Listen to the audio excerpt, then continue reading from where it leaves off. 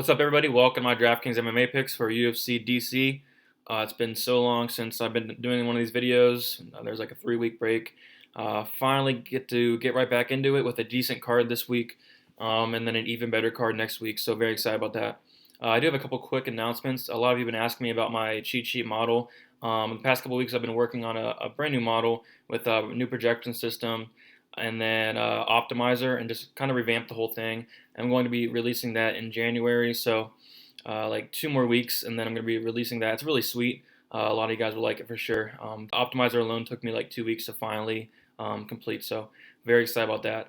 But yeah, let's get into this card. I feel like this is going to be a pretty tough week for DraftKings, just due to the fact that there's not many underdogs I can see winning.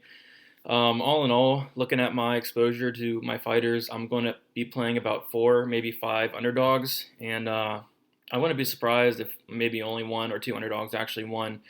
Just a lot of tough spots for these, and the lines are very good, and the price on DraftKings are like where they should be. Like some weeks you'll see an underdog on DraftKings that's a favorite on the Vegas line, so none of that this week. So it does make it kind of difficult to find some good underdogs, but there are some decent options there. Let's start with the core plays. Makhmud Meredov, 9,400. I wouldn't say there's much upside in this play, but I think it's very safe. He's a minus 420 favorite, and I do think there could be a first-round knockout possible. Smith has been knocked out in the first round like 2 or 3 times in his UFC career, so I can see that happening. But if he does not get that finish, I don't know, maybe he hits value. He doesn't throw much. But maybe he gets a knockdown or something. Not going to be a play I'm going to be like all in or anything. Maybe like 30%, 40%, especially since there's no underdogs. This is just strictly more so a cash game play because I do not see him losing whatsoever. So I think it's a safe play. But in tournaments, I wouldn't go all in on this guy. But there is upside, to say the least. Overeem, 8,300. I've been going back and forth on Overeem, Rosenstreich. But I'm going to just ever so slightly lean with Overeem due to the fact that he's the better fighter everywhere besides durability. And with that said, I wouldn't be surprised if he got knocked down in the first minute or so. If he comes out here and fights how he did in his last fight, like shelling up, it's not going to work against Rosenstreich, and I think he's going to knock him out. So if Overeem does get this to the ground, it's going to be over shortly after, and that's why I do like him at 8,300. But all in all, I'm going to have both sides of this fight on DraftKings. As I see past the victory for both guys, Overeem, ground and pound victory, even maybe a submission, and then Rosenstreich, a knockout in the first couple minutes. I can see both those happening. I'm thinking about going 60-40 Overeem. Not much more than that. 50-50 wouldn't be a bad idea either. And then as for cash, I don't know. You could stack it, you could fade it. I think it'd be pretty tough to just go with 1 in cash. But if I had to go with 1, I don't know. It's tough. I don't know. I'd probably stack it in cash just to be safe. But yeah, it's a tough fight to call, 50-50. The line even is at a pick 'em now is where it should be. So I'm looking forward to the fight. It's going to be a really good fight, but I'm just ever so slightly leaning over him. Joseph Selecki, 9,300. Probably one of my favorite plays. I think it's very safe. If anybody saw Matt Wyman fight against Violent Bob Ross's last fight, he looked awful. He looked so bad on the feet. He looked really, really bad in the 3rd round. Selecki looks very good. The much younger fighter, more athletic fighter.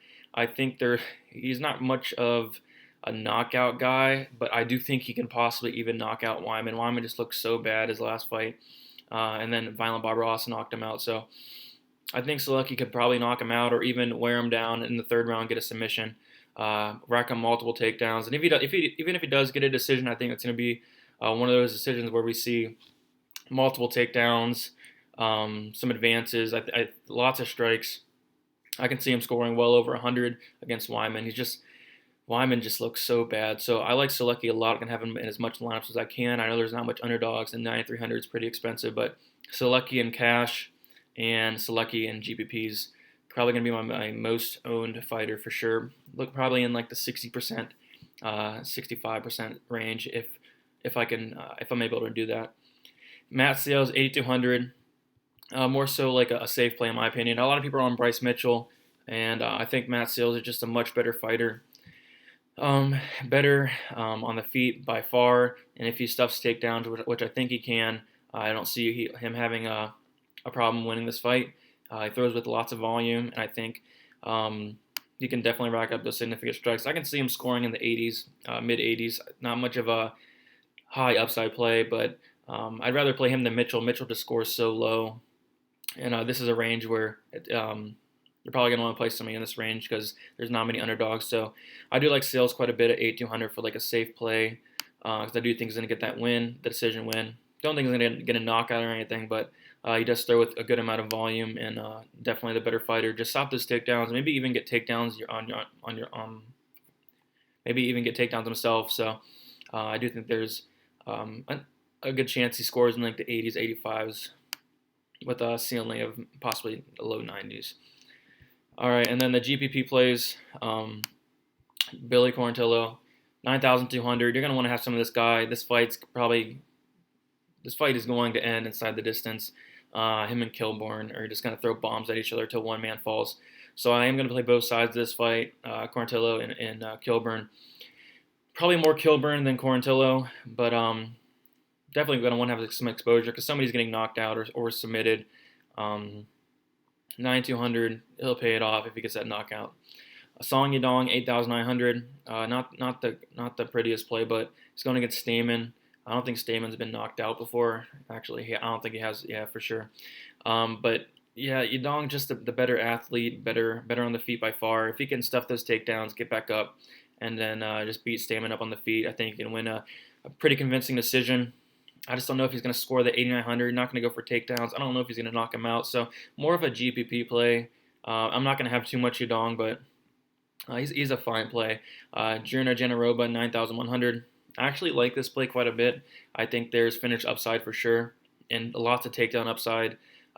Mallory Martin's just not on our level. Experience-wise, talent-wise, I like Janaroba to get a bunch of takedowns, advances, and maybe even get a sneaky, I wouldn't say sneaky, but a finish in this fight at 9,100.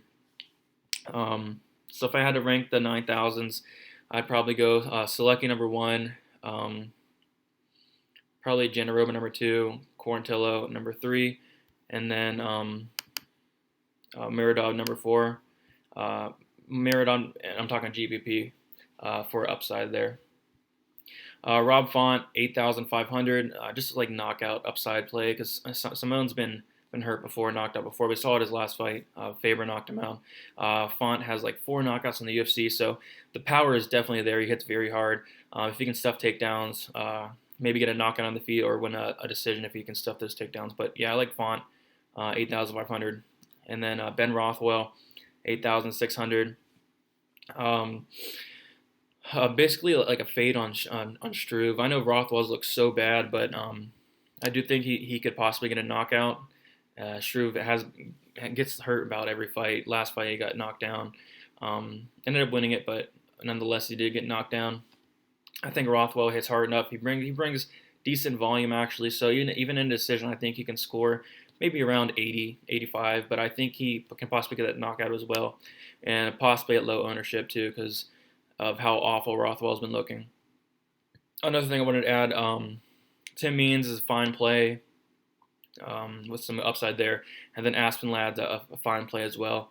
Not going to have too much exposure to either of them, but they're fine plays nonetheless. All right, let's go to some live dogs. You got Rosenstruck, 7,900. If he wins, it's going to be a first-round knockout. The first couple minutes, we've seen Overeem shell up and take shots.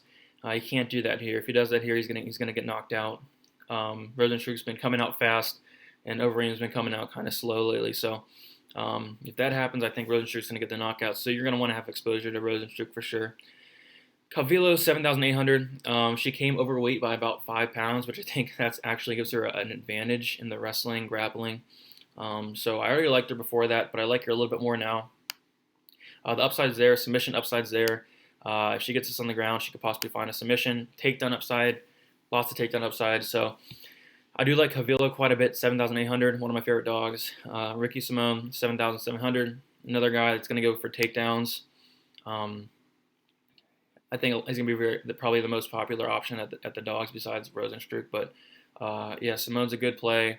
Takedowns, can rack him up, get points that way. On the feet, he's kind of at a disadvantage. But if he can get this to the ground, yeah, I think he can win a decision here.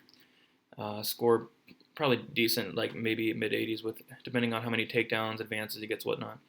Cody Stamen, 7,300. We haven't seen Yadong go against a wrestler as good as Stamen, so 7,300. He's going to get takedowns. I think it's a nice cash play, safe cash play, as long as he doesn't get knocked out. And then GPP play, it's decent. Going to have a little bit of him. We just don't know if Yadong can stop those takedowns. And if Stamen takes down Yadong and Yadong gets back up and then rinse and repeat on the takedowns to get maybe 5-6 takedowns, he can score pretty well. 6 takedowns is 30 points right there. So I think it's like a decent cash play for sure. And might have some of them in tournaments as well. It's going to be interesting to see this fight. It's going to be a good fight for sure. Okay, fades. I only have one here. I'm going to fade a lot of guys at the bottom. Just didn't list them here. But Stefan Struve, 7,600. He's not going to knock out Rothwell. Does not throw with high volume. I don't think he's going to pay off the 7,600. If he wins, it's going to be the ugliest decision you'd ever see. And he's going to score around maybe 50 points. So I wouldn't use Struve. I don't see a path to victory where he scores high. So just not going to be using him at all. Punt plays, Kilburn. Someone's getting knocked out in this fight. This guy throws absolute bombs. I think he has a great shot to win this fight, actually, at 7,000. So I'm going to be pretty high on Kilburn here. Going to be around probably 30% with Kilburn. 7,000, you can fit in your guys up top. And, yeah, I like him quite a bit. So 30%, 35%, going to be kind of aggressive on this play. I do think he can definitely get a knockout. And if he does not get a knockout, he's going to get knocked out himself. So you're going to want to play both sides on this. And then Mallory Martin, 7,100. Just like I'd say this like a cash play. I'm personally not going to use her in cash, but if you want like I want to say safe, but like a decent cash game play.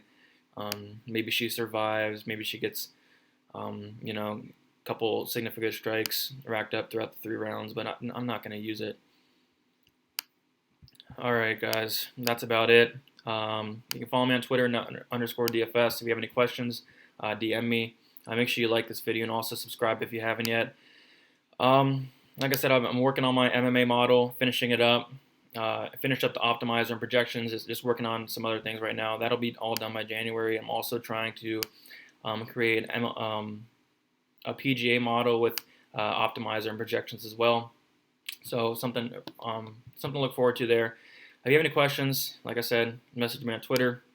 You can comment below. And good luck this weekend, guys.